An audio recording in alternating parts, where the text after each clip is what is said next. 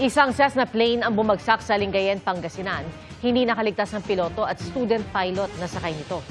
Nakatutok si CJ Torida ng GMA Regional TV. Ambulansya ang tampol.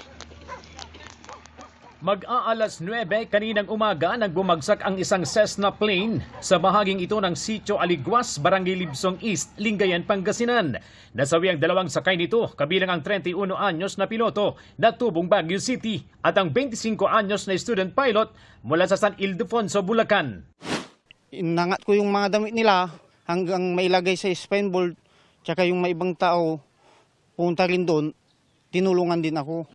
Dinala pa ang mga biktima sa Lingayen District Hospital pero hindi na umabot ng buhay matapos magtamo ng matinding sugat sa iba't ibang bahagi ng katawan. Ilang metro lang ang layo ng crash site sa mga bahay pero wala namang nadamay sa insidente. Sa paunang investigasyon ng mga otoridad, kakalipad lang ng Cessna plane mula sa Lingayen Airport nang bumulusok. Pang-10 touchdown na daw niya yon at last na sana, panghuli na sana na touchdown niya, then tuluyan na siyang bababa nung nangyari yung accident. Nakipag-ugnay na ang Lingayen Police sa Civil Aviation Authority of the Philippines o CAAP para sa investigasyon sa pagbagsak ng Cessna plane. Hindi tiyak ng pulisya kung sino ang nagpapalipad ng eroplano nang mangyari ang insidente.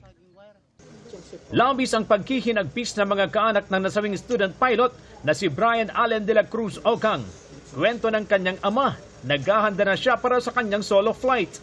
License siya, aircraft maintenance. Then, papunta na siya ng gusto nga mag-pilot. Sobrang sakit. Nag-iisa po yun. Wala pang pahayag ang kaanak ng nasawing piloto. Agad inuwi sa Baguio ang kanyang labi. Hindi raw muna magbibigay ng pahayag ang Lingayen Airport.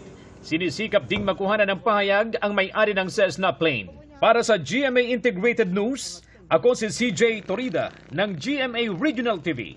Nakatutok 24 oras.